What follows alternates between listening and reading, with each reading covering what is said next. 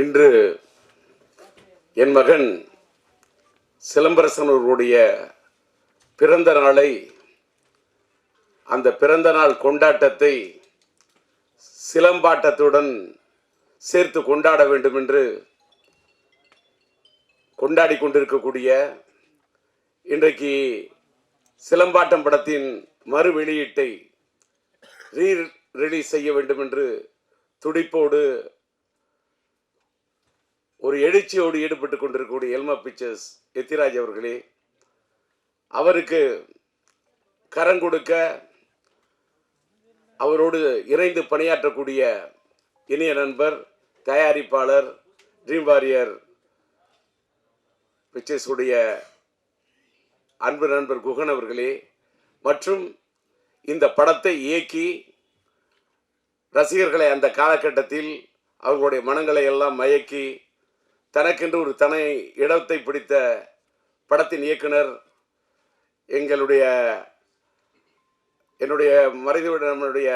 என்னுடைய குடும்ப நண்பர் என்று அவர் சொன்னார். உளுந்தூர்பேட்டை சண்முகம் அவர்களை, கவிஞரை பற்றி. அவர் எங்களுடைய குடும்ப நண்பர், என் மனைவி இல்லத்தை சார்ந்தவர்களுக்கு ரொம்ப நெருங்கிய நண்பர்.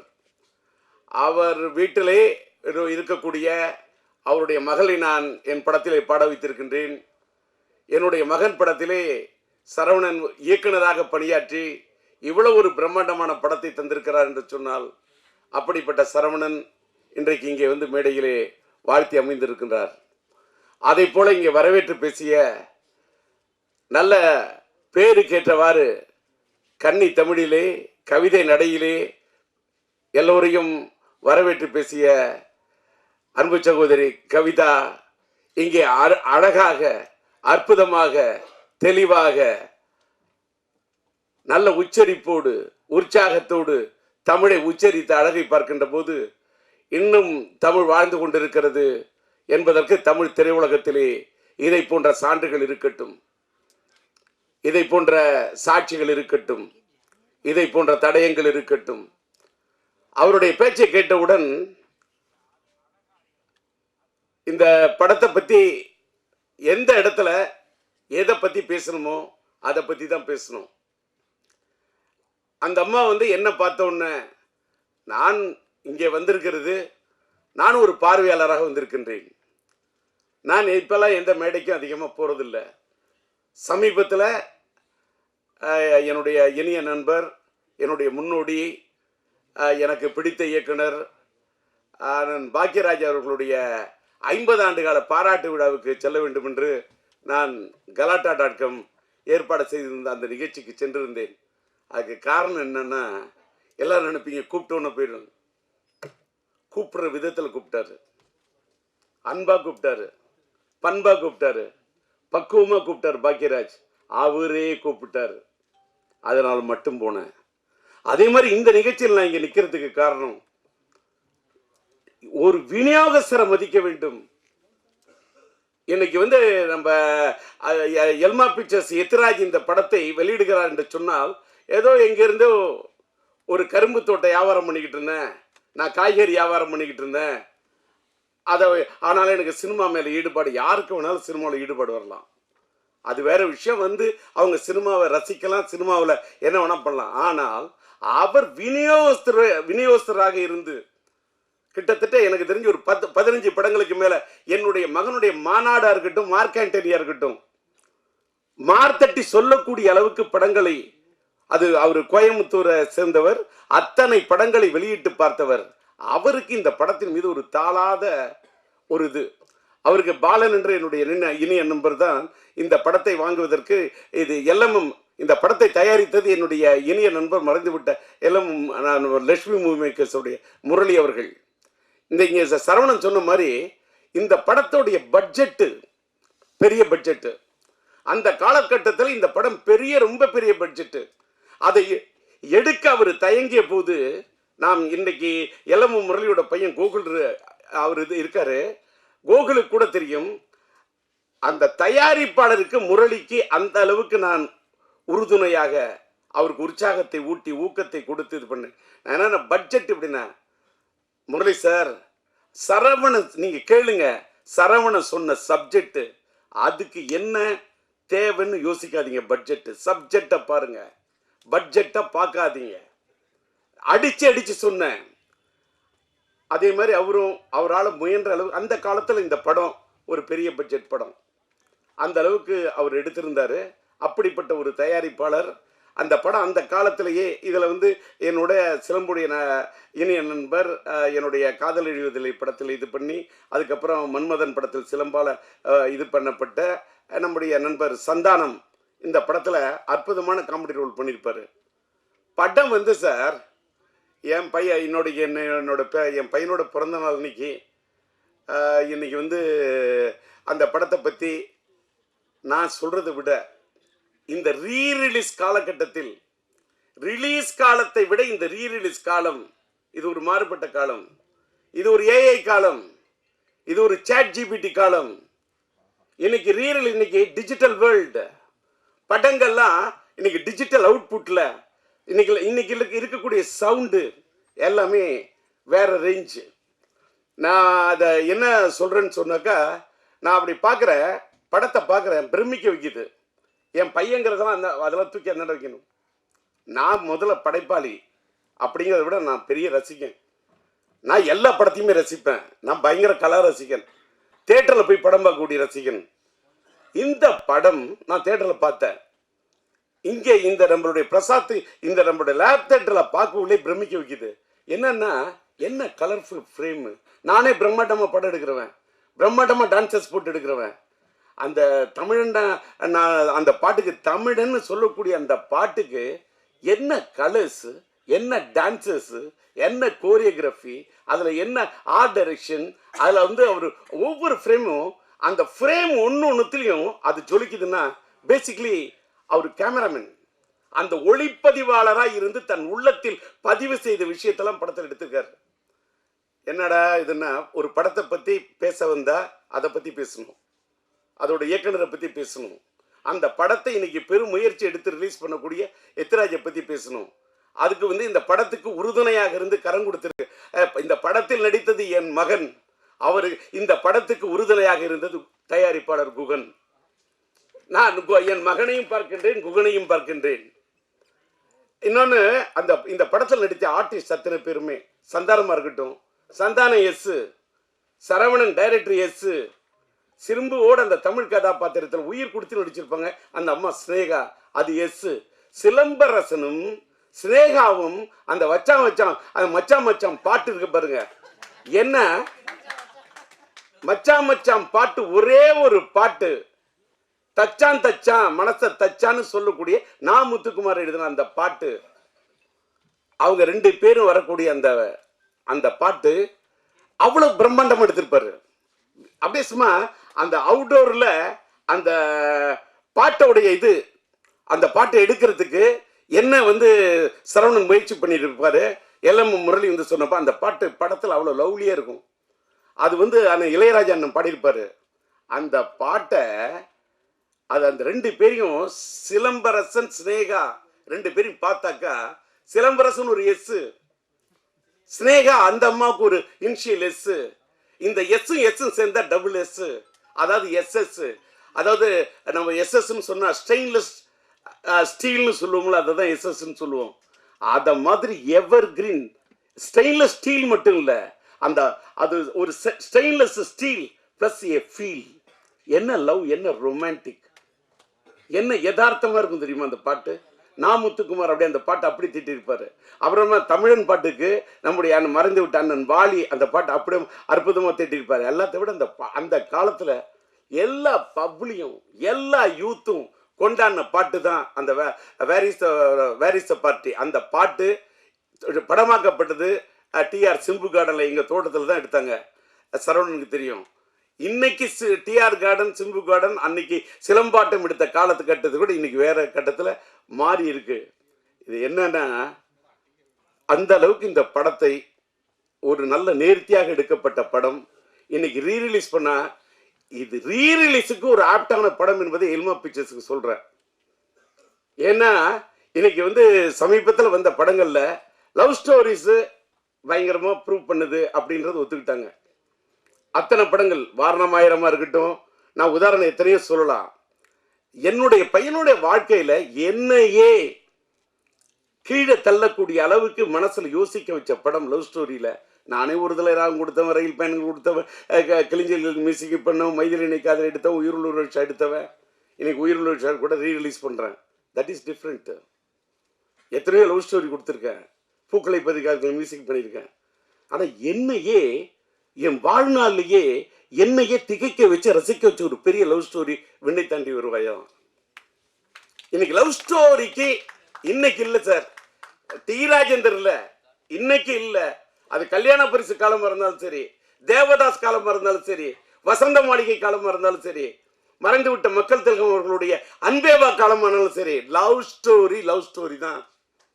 அதை ஒண்ணுமே ரீப்ளேஸ் பண்ணவே முடியாது. அது அன்னைக்கினாலும் அது ஒரு லேண்ட்மார்க் தான். அப்படி ஒரு விண்ணை தாண்டி வருவாய், அப்படி ஒரு லவ் ஸ்டோரி அது. ஆனா ஆக்ஷன் படமும் ரீ ரிலீஸ்ல நிக்குங்கிறத ப்ரூவ் பண்ணது நம்முடைய அல்டிமேட் ஸ்டார் அஜித்தோட மங்காத்தா ரீ ரிலீஸ்யா. அது கூட அத்தனை புது படத்தை விடுறாங்க, நிக்கலையே, புது படங்கள் விக்கலையே. என்ன காரணம்? கரெக்டா புரிஞ்சுக்கிட்டது ராஜா.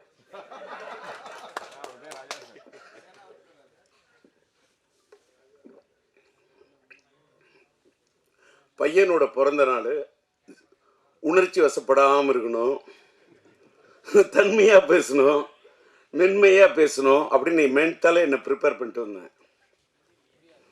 அந்த எதுக்கு சொல்கிறேன்னா, உணர்ச்சி ஏன் வசப்படுறேன்னு சொல்லிட்டாக்கா, அன்னைக்கு சாதிச்ச அந்த சாதனையை இன்னைக்கு சாதிக்கிறதுக்கு முயற்சி பண்ணுங்கிறதுக்காக தான் ரீ ரிலீஸ்லாம். பாருங்க, ஒரு தடவை ஒன்றும் இல்லை, அங்கே இந்த பேனரோட சைஸ் சின்ன அடிச்சிருக்காரு, 10:25. அவரு தான் இந்த ஃப்ரேமிங் தூக்கி நிற்கிறார்.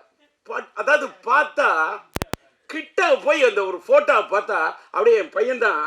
அந்த என்ன என்ன என்ன அந்த என்ன கலர் சேச்சுரேஷன், என்ன பியூட்டிஃபுல்லா, என்ன பிக்சல் ரேட்டு, அப்படியே நேரில் பார்க்கறது மாதிரி ஒரு கலைஞன். அந்த பிரிண்டிங் கூட, அந்த ஸ்டில் ஃபோட்டோகிராஃபி யார் எடுத்திருப்பான், அதை எப்படி பிரிண்ட் பண்ணியிருப்பாங்க, இதெல்லாம் நான் ரசிக்கிறேன். நான் கலா ரசிகன். அது மாதிரி படங்கள் ஒன்றும் தமிழ் சினிமா ஒன்றும் சாதாரண சினிமா உலகம் கிடையாது. பல சாதனைகள் கொடுத்த சினிமா உலகம். இன்னைக்கு கொஞ்சம் அப்படி சறுக்கிக்கிட்டு இருக்கலாம். ஒரு காலகட்டம் சறுக்கினா ஒரு காலகட்டம் சரித்திரத்தை ஏற்படுத்தும்.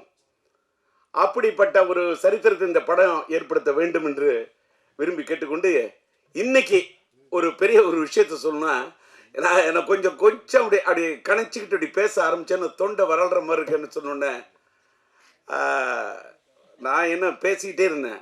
நான் ஒரு பக்கம் வறண்ட தொண்டையை பார்ப்பேனா, திரண்ட இந்த கூட்டத்தை பார்ப்பேனா. ஆனா இந்த காலை நேரத்திலும் திரண்ட இந்த கூட்டத்தை பார்க்கின்ற போது வறண்ட தொண்டையை பத்தி கவலைப்படவே இல்லை. கரை புரண்டு வரக்கூடிய அந்த தமிழை மட்டுமே பார்க்கிறேன், அந்த வார்த்தையை மட்டுமே பார்க்கிறேன். சார் அவர் சொன்னார் பாருங்க சார், காலத்துக்கும் வாலி என்ன எழுதின தமிழனை பத்தி ஒரு தமிழை பத்தி ஒரு பாட்டு. இந்த பாட்டு படத்துல கேரக்டர் செக்ஷன் பேரே தமிழியா. அதுக்கு என்ன காரணம்? உளுந்தூர்பேட்டை சண்முகம் பையனுக்கு பச்சை பேர் சரவணன். சிலம்பரசன் நடிச்ச படம் சரவணன். டிஆர் டைரக்ட் பண்ண படம் எங்க வீட்டு வேலை நடிச்சது. அந்த காலத்துல நம்மளுடைய இளைய தளபதி விஜய் அவர்களோட படத்துல கலக்கின சங்கீதாமா இருக்காங்களே, அவங்க என்னுடைய எங்க வீட்டு வேலன் படத்துல சிலம்பரசனுடைய அந்த காலத்து படத்தில் நடிச்சவங்க. அந்த அப்படிப்பட்ட சரவணன் குடும்ப நண்பர், அந்த தமிழ் பெயர், அவங்க அப்பாவோட பேர் உளுந்தூர்பேட்டை சண்முகம். என்ன முருகனை பத்தி எத்தனை பாட்டு, என்ன நயம், என்ன கலைநயம், என்ன கவிநயம். அப்படி எழுதினவரோட பையனுடைய படைப்பு. படத்துக்கு தலைப்பு வைக்கணும்னா தமிழ், கதாநாயகன் பேர் தமிழியா, படத்தோட டைட்டில் சிலம்பாட்டையா. என் பையனுக்கு நான் வச்ச பேர் சிலம்பரசன். அது அழகா எடுத்து சொன்னது. எனக்கு பிடித்த ஒரு பெரிய 50 காப்பியங்கள் சிலப்பதிகாரம். எனக்கு பிடிச்சது அந்த இளங்கோவன். என்னால வாழ்க்கையில வாட முடியாது. இளங்கோவன் படைத்தது அந்த சிலம்பு. இந்த ராஜேந்திரன் கண்டெடுத்தது இந்த சிலம்பு. எனக்கு கிடைச்ச ஒரே சிலம்பு இந்த சிலம்பு தான். அவன் காற்சிலம்பை வைத்துக் கொண்டு விளையாடினான், நான் என் கையில் கிடைத்த சிலம்பை வைத்துக் கொண்டு விளையாடினேன். அப்படிப்பட்ட என் மகனுக்கு சிலம்பரசன் என்று பெயரை வைத்து, அந்த சிம்பு என்ற பெயர் கூட சிலப்பதிகாரத்தின் அடுத்த இதுன்னு யாருக்கும் தெரியாது. ஏதோ சிலம்பரசன் சுருக்கி சிம்புனோ, அதையும் தமிழோட தான் கூப்பிடுவேன். என் பையனை சிலம்புன்னு கூப்பிடக்குள்ளேயே என்னமோ அரும்பு பூக்கிற மாதிரி இருக்கும். அப்படியே தை மாசத்து கரும்பு தோட்டத்தையே கடிச்சு சாப்பிட சிலம்பு, அப்படியே கரும்பு சாப்பிடுற மாதிரி சிலம்புன்னு அப்படி தமிழை சொல்லி சொல்லி வளர்த்தவன் சார். அதாவது எல்லாரும் எத்திராஜிங்க எல்லாரும் பையனை பொத்தி பொத்தி வளர்ப்பாங்க. நான் என் பையனை பொத்தி பொத்தி வளர்த்ததே இல்லை. எத்துவேன், ஃபைட்டு போட வாங்கடா குத்து, அட்ரா ட்ரம் அடிக்கணும், அடிக்கணும் ட்ரம் அடிக்கணும், பீட்டோட அடிக்கணும்.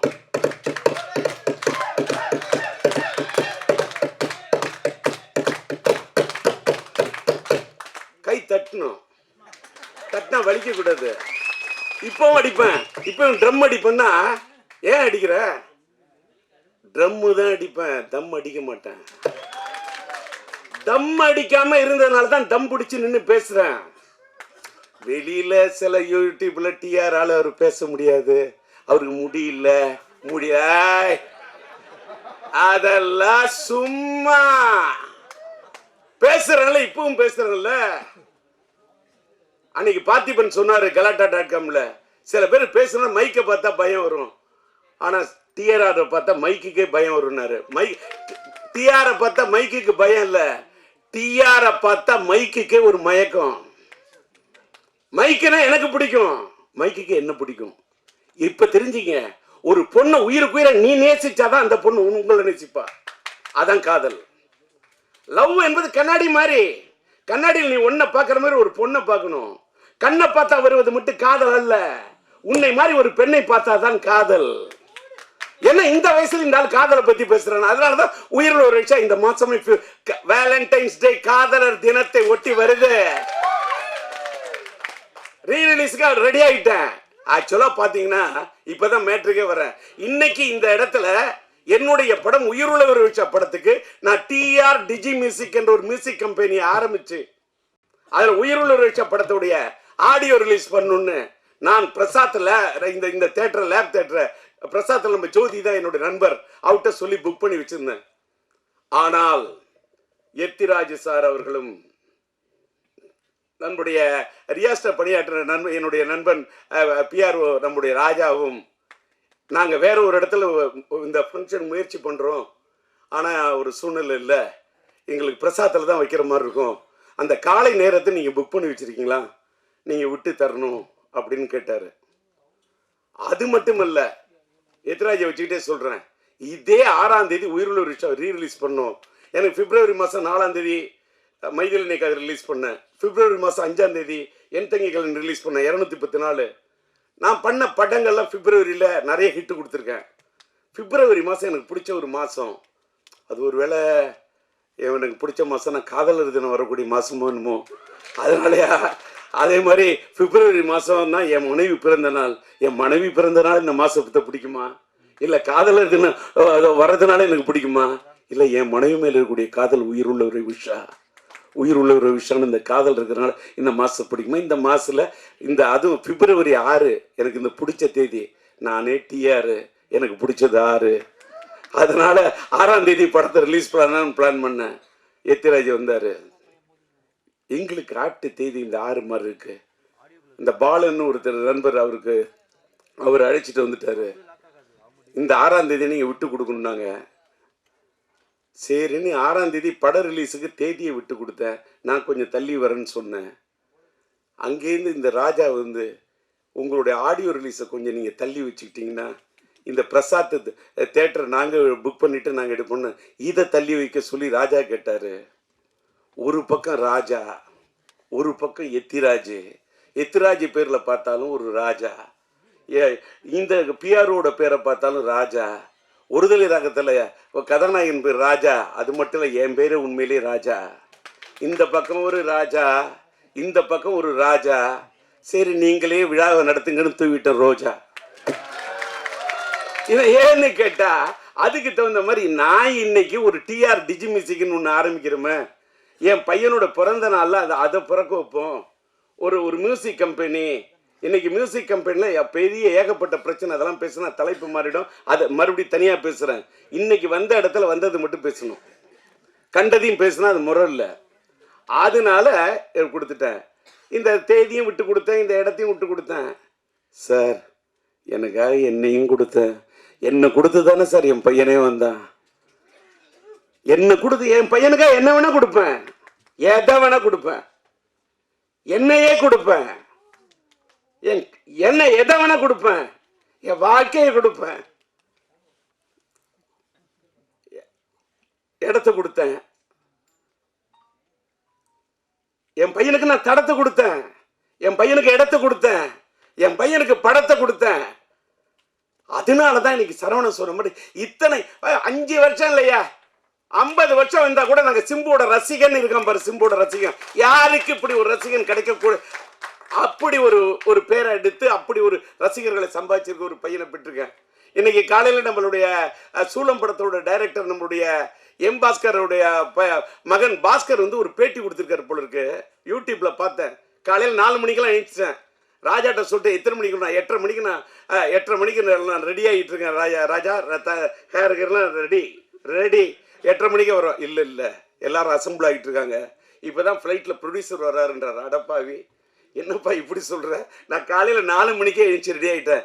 நான் வாழ்க்கையில் ட்ரெயின் ஸ்டூடெண்ட்டு. ரயில் பயணங்களில் போய் காலையில் 6:40க்கெலாம் ட்ரெயினை பிடிக்கணும். 4 மணிக்கு எழுந்திருக்கிறாள். ரெடியாகி என்னன்னு கேட்டால், என் பையனுடைய பிறந்த நாளில் இந்த சிலம்பாட்டம் படத்தோட ரீரிலீஸில், என் பையனோட ரீரிலீஸில் இந்த படம் ஒரு தனி இடத்தை பிடிக்கணும்னு ஒரு தந்தையா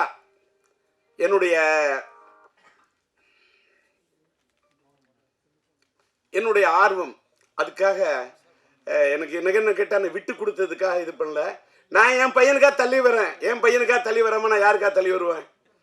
அது மட்டும் இல்லை, இதே மாதத்தில் ஒரு வேளை நம்மளுடைய என்னுடைய இனிய நண்பர் நம்முடைய இளைய தளபதி விஜய் அவர்களுடைய ஜனநாயகன் வருதுன்னா கூட என் படம் உயிரிழ வச்சா நான் தள்ளி போவேன். சார், நான் என் நண்பர்னு மட்டும்தான் சொன்னேன். அதுக்கு மேலே நீ கற்பனை பண்ணிக்கிட்டு பேனாவை எடுத்துக்கிட்டு அப்படி கேமராவை தூக்கிக்கிட்டு ஒளிப்பெருக்கியை பிடிச்சிக்கிட்டு வந்துடாதீங்க நண்பா. நண்பராக பார்க்குறேன். அவர் என் கலை உலக நண்பர். நான் புலியிலேயே போய் புடின்னு பிடிச்சாள். அதனால் விட்டுருங்க. அதனால் இன்னைக்கு பேசுனதில் ஏதாவது ஒரு கிளி பேசுனதில் வந்தார் டிஆர் என்ன எல்மாவை பற்றி பேசுகிறாரு, ஏதாவது ஒரு கில்மாவை பேச மாட்டாரா அப்படின்னு உங்களுக்கு ஒரு எண்ணம் வரக்கூடாதுல்ல. அதுக்காக தான் இதெல்லாம் பற்றி எல்மாவை பற்றியும் பேசுவேன், சினிமாவை பற்றியும் பேசுவேன், இப்படி கிளிப்பாக கொஞ்சம் கில்மாவும் பேசுவேன். அதான் டிஆர். அதனால் இன்னைக்கு காலையில் நான் பேச வந்தது என்னன்னு கேட்டால், பாஸ்கர் பேசுனதை பார்த்த உடனே சார் ரொம்ப சந்தோஷமாயிடுச்சு. என்னன்னா, பாஸ்கர் சொல்கிறாரு, என்னுடைய மீடியா நண்பர்கள் இன்னும் நிறைய பேர் இருக்காங்க. ஏன்னா இதை வச்சுக்க, இந்த ஃபோனை அது ஃப்ளைட் மோடில் போட்டுருன்னு மறந்துட்டேன். ஃப்ளைட்டில் என்ன ஃப்ளைட் மோடு போடலாம். அவர் கல்ல பேசுகிறாரு. என்னன்னு கேட்டால், டிஆர் அந்த காலத்தில் என்னோட பழைய டி ராஜேந்திரன் உஷா பத்திரிகையில் பணியாற்ற நண்பர்களாக இருக்காங்க. அவங்க பல பேர் சொன்னதை வச்சு அவர் ஒன்று சொல்கிறாரு. டிஆர் அவரோட படத்தை பிஎன்சி ஓட்டு வரான். தேட்டருக்காரங்க ஐயா நாங்கள் இதில் ஓட்டிக்கிறோம் சம்பாதிக்கிறோன்னா 25,000 10,000 என்ன கேட்குறவங்களோ பிஎன்சிக்கு பொட்டியை தூக்கி கொடுத்துட்டு அந்த டிஆர் அந்த பொட்டியை கொடுத்த பணத்தை வாங்கிட்டு அதை எடுத்துகிட்டு மேலே கூட போக மாட்டார். யார் வந்தாலும் அந்த தன்னுடைய ஏன்னா உன் வீட்டில் உடம்பு சரி, அவர் பேசுனது அப்படியே சொல்கிறார், உன் வீட்டில் உடம்பு சரியா இருந்தால் வச்சுக்க, உனக்கு இது உன் புள்ள படிக்கணுமா வச்சுக்க அப்படின்னு பணத்தை கொடுப்பாரு அப்படின்னு அவர் சொன்னார். அவர் அதை சொல்லிவிட்டு அதே மாதிரி தான் அவரோட பையன் சிலம்பரசன்னு ஒன்று சொன்னார். அங்கே தான் சார் நான் சந்தோஷப்பட்டேன். இன்ற போதும் பெரிதுவக்கும் அன்னை தன் மகன் சான்றோன்னு என கேட்ட தாய். என் பையன் அப்படி நடிப்பான், என் பையன் இப்படி நடிப்பான், என் பையன் அப்படி திறமை உள்ளவன், அதில் எல்லாம் எனக்கு இல்லை சார். அவர் சொன்னார்ல, யாராருக்கு எத்தனை பேருக்கு மருத்துவ உதவி பண்ணுவான் அந்த பையன் சிலம்பரசன். ஆனால் வெளியில் பெரிய பெரிய பத்திரிகையாளர்களுக்கு மீடியா கொடுத்தா கூட வெளியில் தெரியாமல் உதவி பண்ணுவான்னு சொன்னார் பாருங்க. அந்த வார்த்தை என்னை ரொம்ப காலையில் ரொம்ப டச் பண்ணுச்சு. ஏன்னு கேட்டாக்கா, இன்னைக்கு நான் இன்னைக்கு பாராட்ட வந்த படம் என்ன படம், இன்னைக்கு சிலம்பாட்டத்துக்கு வந்திருக்கேன். என்ன இந்த சிலம்பாட்டம் அப்படின்னு சொல்லக்குள்ள காலையில் பார்க்குறேன், என் பையன் சிலம்பை பற்றி அவர் பேசுகிறாரு. அவர் ஒரு திரையுலகத்தில் அவங்க அப்பா ஒரு சாதிச்ச ஒரு பெரிய ஒரு இயக்குனர். நம்முடைய சூப்பர் ஸ்டார் ரஜினி அவர்களையே ஒரு கதாநாயகனை உருவாக்கக்கூடிய ஒரு படத்தை உருவாக்கிய ஒரு இயக்குனர் அவங்க அப்பா. சாதாரண இயக்குனர்லாம் கிடையாது. ரஜினி சார் இல்லை என்று சொன்னாலும் அன்பு அண்ணன் சிவகுமார சாரை வச்சு கூட வெற்றி படங்களை கொடுக்கக்கூடிய திறமைசாலி அவங்க அப்பா, என்னுடைய இனிய நண்பர். அவரு என் பையனை பத்தி சொன்னது எதற்காக சொல்லுகிறேன்? நாம் வாழும் போது என்ன எதை சாதிக்கிறோம் என்று சொன்னால் நாம் பதிக்கக்கூடிய தடம் தான். நான் சம்பாதிச்சதுல பாதிக்கு மேல பண்ணிருக்கையா தர்மம். இது நீங்க பத்திரிகையில போடணும், மீடியாவில் போடணும், என்ன வெளியே லைம்லைட்ல, அதெல்லாம் எனக்கு எதுவுமே தேவையில்லை. இன்னைக்கு நான் போய் அமெரிக்காவில் போய் ட்ரீட்மெண்ட் எடுத்துட்டு வந்து இன்னைக்கு மேய்க்க பிடிச்சா பேசுறேன்னா அதுக்கு காரணம் நான் பண்ண தர்மம், நான் சேர்த்து வச்ச புண்ணியம். போகும்போது எதை எடுத்துட்டு போக முடியும்? எதையும் எடுத்துட்டு போக முடியாது. புண்ணியத்தை மட்டும்தான் எடுத்துட்டு போக முடியும். அந்த புண்ணியத்தை சேர்க்க வேண்டும் என்பதை தான் சார் என் பையனுக்கு நான் கற்றுக் கொடுத்தேன். நான் சின்ன வயசுல இந்த தேட்டருக்காரங்கிட்ட வாங்கின பணத்தை எல்லாருக்கும் அள்ளி கொடுக்கறத பார்க்க உள்ள ஒரு நாள் என் பையன் வந்தான். சிம்பு, சிலம்பாட்டத்தை பத்தி பேசுறேன். சிம்பு வந்தான். அப்பா எல்லாருக்கும் பணம் கொடுக்குற, எனக்கு கொஞ்சம் தருவியா? அந்த பையன் நிறைய பணம் இருக்கு, எனக்கு வேணும்னா. எடுத்துக்கோ, உனக்கு என்ன வேணும்? சாக்லேட் வேணுமா? சாக்லேட் வேணும். சாக்லேட் வாங்க போற? இல்லை, நான் கொடுக்க போறேன்னா. யாருக்குன்னு கேட்டேன். நீங்க எல்லாருக்கும் கொடுத்தீங்களே, அது மாதிரி நான் கொடுக்கணும்னா. அந்த பணத்தை நான் உடனே உள்ள போய் உட்காந்துட்டு சரி நீ கொடுப்பான்னு சொல்லிட்டு போயிட்டு அந்த கதவை திறந்து வச்சுட்டு பார்க்குறேன் சார். இது கற்பனை அல்ல சார். ஒவ்வொருத்தன் தான் வச்சுக்க, பணம் என்றது கூட இல்லை. அப்படியே அந்த கட்டா இருக்கிற பணத்தை எடுத்து எடுத்து கொடுத்துக்கிட்டே இருக்கான். அப்படியே கண்ணு அப்படியே தாரே ஒடிஞ்சிச்சு சார். ஐஎம் லிட்டில் ஸ்டார், ஆவே நான் சூப்பர் ஸ்டார் பாட்டில் இருப்பேன். என் தந்தை போல நானும் பேரெடுப்பேன், எல்லோரின் மனதிலும் இதயத்திலும் இடம் பிடிப்பேன்னு சொன்னேன். வள்ளலாய் வாழுவேன்னு வாரி வாரி கொடுப்பேன், வள்ளலாய் வாழ்வேன்னு அவனுக்கு ஷார்ட் வச்சு எடுத்திருப்பேன். அப்படி ஒரு பையனா என் பையன் இருக்கிறான்னு சொன்னா என் பையனுக்கு நான் சொல்லி கொடுத்தேன் சார், வளர்த்தேன். எப்படின்னு கேட்டாக்கா, சில விஷயத்தை பார்த்தா கல்வி தந்தை நீ யார மாதிரி இருக்கணும் அப்படின்னு ஒண்ணுன்னா சொல்லுவேன். நீ கல்வி கொடுத்த அந்த எளிமையின் சின்னம் என்று சொன்னார். நீ கல்வி தந்தை, கல்வி அள்ளி கொடுத்த நம்முடைய யார மாதிரி இருக்கணும்? நீ இருக்க வேண்டும் காமராஜர் ஆட்டம். அதை போல கன்னி தமிழ் என்று சொன்னால் அந்த எழுதுகோலை பிடித்தால் நீ இருக்க வேண்டும் கலைஞராட்டம். அதை போல அள்ளி குடிப்பதிலே நீ இருக்க வேண்டும் மக்கள் திலகம் எம்ஜிஆர் ஆட்டம். அடுத்தவர்களுக்கு உதவி செய்வதில் நீ இருக்க வேண்டும் நம்முடைய கேப்டன் ஆட்டம். அதை போல நீ ஸ்டைல் என்று சொன்னால் அந்த நடிப்பில் இருக்க வேண்டும் சூப்பர் ஸ்டார் ரஜினி ஆட்டம். கலையான நடிப்பு என்றால் நீ இருக்க வேண்டும் நம்முடைய கமலாட்டம். அதை போல அசால்ட்டா அலட்டி கொள்ளாத ஒரு மனிதராக இருக்க வேண்டும் என்று சொன்னால் நீ இருக்க வேண்டும் அஜித் ஆட்டம். அதை போல தளராத முயற்சியோடு இருக்க வேண்டும் என்று சொன்னால் நீ இருக்க வேண்டும் இளைய தளபதி விஜய் ஆட்டம். அதை போல நீ வாழ்க்கையிலே அள்ளி கொடுப்பதில் இருக்க வேண்டும் கர்ணனாட்டம். நீ வாழ வேண்டும் வள்ளலாட்டம், நீ வாழ வேண்டும் வள்ளலாராட்டம் என்று இப்படி என் பகையனுக்கு சொல்லிக் கொடுத்தேன். பல ஆட்டம் ஊரிலே நான் பார்த்தது உண்டு. பல ஆட்டம், மானாட்டம், மயிலாட்டம், குயிலாட்டம், கரகாட்டம், சிலம்பாட்டம் என்று பார்த்ததுண்டு. பல ஆட்டம் என்னாலும் ஆட முடியும், பல ஆட்டம். ஆனால் என்னால் ஆட முடியுமா என் மகன் சிலம்பாட்டம்? முடியாது. அப்படி ஆடி இருக்கிறான் சிலம்பாட்டம். அப்படி ஆடி படம் தான் சிலம்பாட்டம். அதாவது கையில கம்பு கிடைச்சா அதை வச்சுட்டு ஆடக்கூடிய ஆட்டம் அது அந்த சிலம்பாட்டம். என் கையில் கிடைத்த சிம்பை வைத்துக் கொண்டு ஆடி ஆட்டம் தான் என் வாழ்க்கையில் சிலம்பாட்டம். அன்னைக்கு நான் என் பையனுக்கு சிலம்பரசன் வைத்த பெயரை எடுத்துத்தான் நம்முடைய சரவணன் அவருடைய படத்துக்கு சிலம்பாட்டம் என்று வைக்கிறேன் என்று பெயர் வைத்தார். இன்றைக்கு பார்த்தால் அவருக்கு சிலம்பரசன் என்று பெயர் எடுத்தேன். சிலம்பரசன் என்ற பெயரில் சிலம்பை எடுத்தார் சரவணன். இன்றைக்கு வெற்றிப்பட இயக்குனர் வெற்றிமாறன் அவர்கள் சிலம்பரசன் என்பதிலிருந்து நம்முடைய கலைப்புலி தானி தயாரிக்கும் அந்த படத்துக்கு அரசன் என்று பெயர் வைத்திருக்கின்றார். நான் என்ன சொல்றேன், ஒரு பக்கம் அரசனாக, ஒரு பக்கம் சிலம்பாட்டம் படத்தை பிறந்த நாளிலே வெளியிட்டு ஒரு ரீரிலீஸ் வரலாற்றில் ஒரு புதிய வரலாறை படைக்க வேண்டும் என்று நினைத்த எத்திராஜுக்கு என் மனமார்ந்த நன்றி. இயக்குனர் சரவணனுக்கு என்னுடைய மனமார்ந்த நன்றி. தயாரிப்பாளர் நம்முடைய குகன் சார் அவர்களுக்கு என்னுடைய மனமார்ந்த நன்றி. LMM பிக்சர்ஸ் அவர்களுடைய தயாரிப்பாளர் நம்முடைய கோகுல் அவருக்கு எனக்கு மனமார்ந்த நன்றி. இந்த காலை நேரத்திலும் கூட இவ்வளவு சீக்கிரமாக நம்முடைய ராஜா அழைத்த அழைப்பை ஏற்று இந்த சிலம்பாட்டம் படத்தின் இந்த சிறப்பு காட்சியை இன்றைக்கு இந்த காட்சியை மகிமைப்படுத்திய மீடியாவை சேர்ந்த உங்கள் அத்தனை பேருக்கும் என்னுடைய நன்றி. இதுக்கு மேல எனக்கு வார்த்தையே இல்லை. எல்லாத்துக்கும் மேல உங்களை எல்லாம் பார்த்ததுல ரொம்ப மன நிறைவோட போறேன். வீட்டுக்கு புறப்பட்டு போறேன். வீட்டுக்கு போய் என் பையனோட பிறந்த தினத்துக்காக ஏன்னு கேட்டா இதே இடத்துல இன்னும் ஒரு சில தினங்கள்ல உயிருள்ள படத்தை ரீரிலீஸுக்கு ஆடியோ ரிலீஸுக்கு வருவேன். அப்பயும் நான் உங்களை சந்திப்பேன். இன்னைக்கு நான் தள்ளி போறது என் பையனுக்காக தான். ஒரு வேளை நான் தள்ளி போனாலும் லேட்டானாலும் லேட்டஸ்டாக வந்துடுவேன். உயிருள்ள படத்தை டிஜிட்டலாக பண்ணியிருக்கேன். பயங்கரமாக ஒரு 38 நாள் மியூசிக்கலை ரீமிக்ஸ் பண்ணி 4K ரெசல்யூஷனில் ரொம்ப கஷ்டப்பட்டு கொண்டாடுறேன். அதுக்கு உங்களோட ஆதரவு இருக்கணும். ரசிகர்களோட ஆதரவு, உங்கள் ஆதரவு கிடைச்சாதான் ரசிகர்களோட ஆதரவு கிடைக்கும். அதற்கு இந்த மேடை இன்னைக்கு உங்களை அழைப்பதற்கு ஒரு இதாக இருக்குது. இந்த நிகழ்ச்சியை முடிச்சு நீங்கள் வீட்டுக்கு சென்று கிட்டத்தட்ட என்னுடைய பையனுடைய சிலம்பரசனுடைய பிறந்த தினத்தை ஆத்ம அறக்கட்டளையின் சார்பாகவும் அகில இந்திய STR ரசிகர் மன்றத்தின் சார்பாகவும் என்னுடைய ஹிந்தி பிரச்சார சபா இல்லத்துக்கு அருகாமையிலே கிட்டத்தட்ட ஒரு 1000 பேருக்கு அன்னதானம் வழங்க அங்கே தான் சென்று கொண்டிருக்கின்றேன். இந்த நேரத்தை எங்களுக்காக சிலம்பாட்டம் எங்களுடைய இந்த யூனிட்டுக்காக ஒதுக்கி நீங்கள் ஒத்துழைப்பை கொடுத்த உங்கள் அத்தனை பேருக்கும் காலத்துக்கும் என்னுடைய மனமார்ந்த நன்றி என்பதை தெரிவித்து விடைபெறுகிறேன். நன்றி, வணக்கம். ரெடியா இருக்கு. அம்மாடி ஆத்தாடி உன்னை எனக்கு தெரியாடி, நீ பாதி அண்ணாம் பாதி சேர்ந்து புட்டா சிவஜாதி.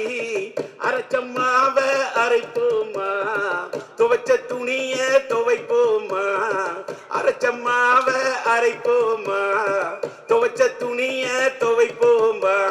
எம்மா எம்மா எம்மா எம்மா மாயம்மா எம்மம்மா எம்மாடி ஆத்தாடி உன்னை எனக்கு தெரியாடி, நீ பாதி அண்ணாம் பாதி சேர்ந்து புட்டா சிவஜாதி.